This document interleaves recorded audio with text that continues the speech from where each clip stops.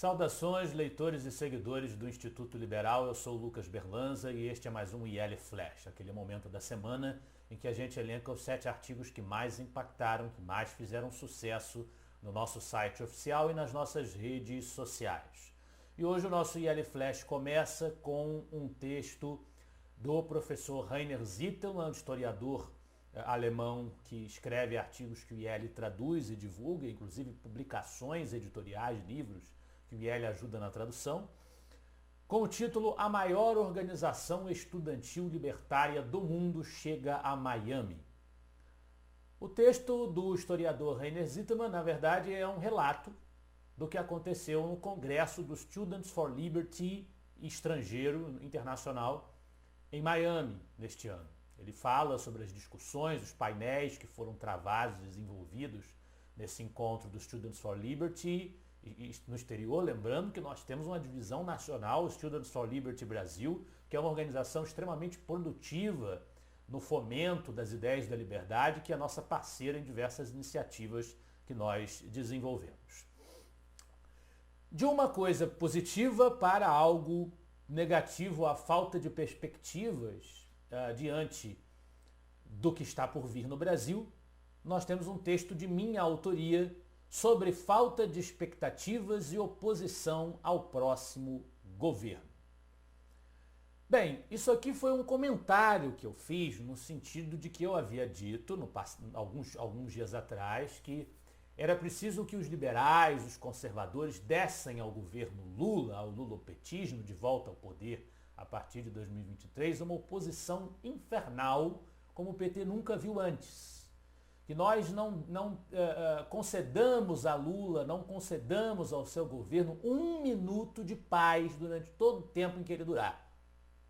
Foi evidentemente num sentido de intensidade que eu empreguei a palavra infernal.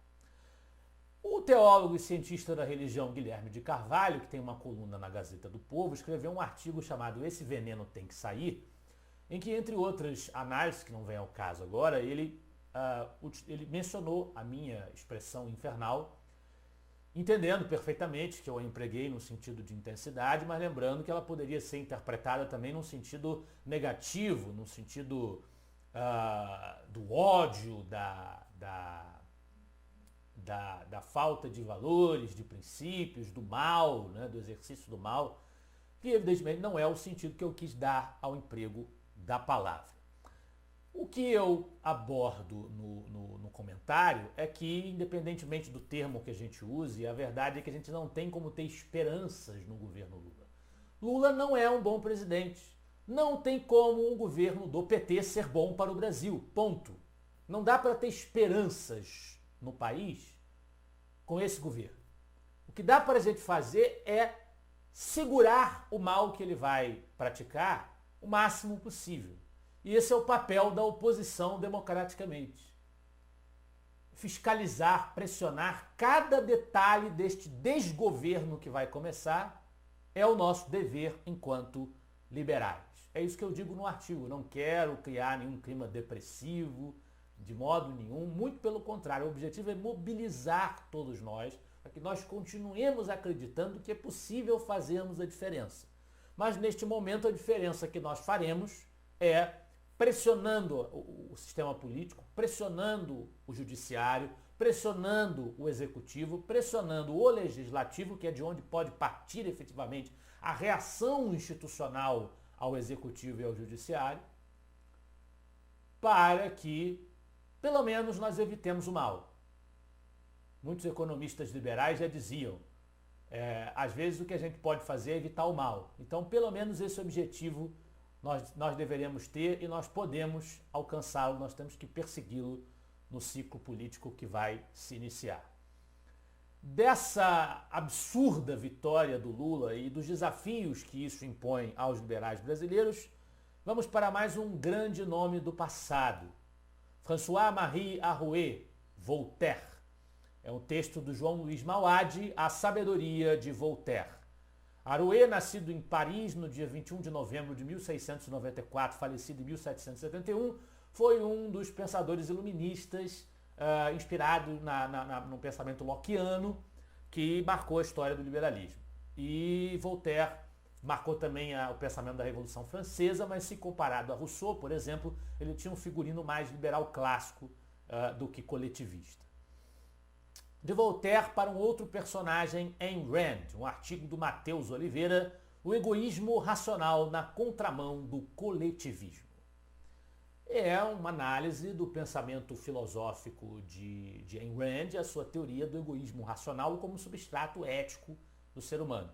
É basicamente disso que trata o texto.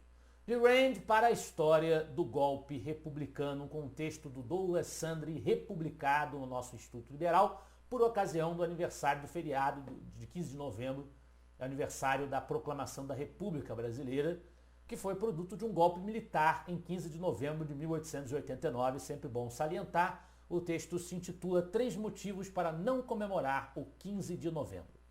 Essencialmente, o nosso Douglas Sandry salienta que o golpe militar da República instaurou uma ditadura, porque a República da Espada foi um governo essencialmente autoritário, de Deodoro da Fonseca e Floriano Peixoto, com profunda repressão, censura, violência, todo tipo de absurdo que se poderia esperar em qualquer governo autoritário, autocrático. Encerrou um período de estabilidade e liberdade no Brasil, que foi o Império, apesar de ser também um período de escravidão, que foi durante quase todo o Império havia escravidão, mas houve estabilidade institucional. Nem tanto política, mas institucional.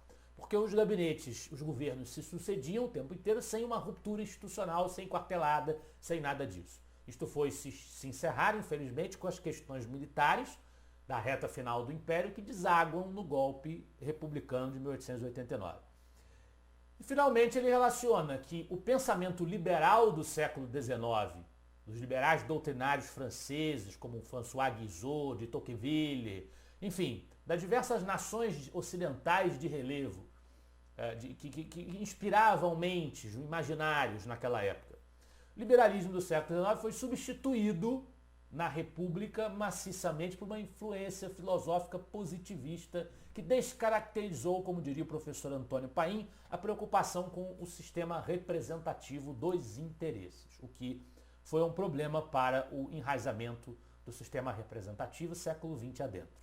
Então ele faz essas críticas para mostrar que o golpe republicano não foi uma coisa positiva na história do Brasil, independentemente do que nós achemos sobre as formas de governo, monarquia, república. Fato é, não foi um acontecimento positivo.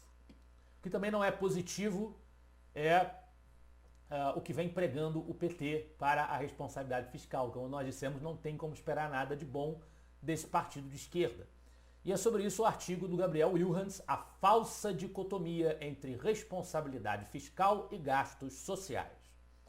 Porque o PT vem apresentando a necessidade de aumento robusto de gastos públicos, esta PEC da transição que está aí em discussão no Congresso Nacional, porque ele alega que não é possível a gente se manter dentro do teto de gastos, se manter dentro das limitações que se impuseram, foram acordadas na política brasileira para a proteção da saúde fiscal do Brasil. Não é possível a gente se manter dentro dessas regras e, ao mesmo tempo, atender às necessidades sociais. O que o Wilhans vai sustentar, qualquer liberal minimamente razoável vai sustentar, é que não existe você querer fazer chover dinheiro para pagar gastos sociais e desprezar a responsabilidade fiscal, que dinheiro não dá em capim. A gente sempre repete isso e é um recado que o liberalismo está sempre lembrando aos socialistas e populistas demagogos de ocasião. Ainda sobre a situação atual na liderança e encerrando o nosso IL Flash de hoje, nós temos um artigo bomba da Kátia Magalhães na coluna Judiciário em Foco, Mentiras em Nova York, a arte suprema de fabricar narrativas até no exterior. O artigo ele se destina a refutar declarações, atacar, criticar declarações de ministros do Supremo Tribunal Federal no convescote realizado pela empresa do ex-governador João Dória em Nova York, o evento O Brasil e o Respeito à Democracia e à Liberdade, que o colunista J.R. Guzzo chamou de uma boca livre explícita. Diz a Kátia, com direito à hospedagem em glamuroso hotel de diária a partir de 5 dígitos que se desenrolou no nosso idioma, com apresentador e plateias brasileiros e bem poderia ter sido realizado por aqui ou por via remota. Já é um desperdício de recurso. Porém, em mais essa ocasião protagonizada por uma elite estatal que adora visitar o mundo com fundos alheios, o piquenique oferecido a magistrados por um grupo empresarial, além de configurar prática vedada, descortina conexões promíscuas entre atores do mercado e altos funcionários públicos que amanhã virão a julgar os financiadores do seu tour, cuja única finalidade foi louvar a nossa estrutura judiciária e a democracia supostamente consolidada por esta. O que é uma piada, porque as instâncias supremas do judiciário estão todos os dias, estuprando o Estado de Direito no Brasil. Esse é o mote para chamar, para vocês entenderem qual é a natureza do artigo, que eu convido todos a lerem. Esse foi o nosso IL Flash de hoje. Eu espero que vocês gostem dos artigos e dos debates promovidos pelo Instituto Liberal. Semana que vem estaremos de volta. Afinal de contas, para nós, você é a parte mais importante da sociedade. Até a próxima.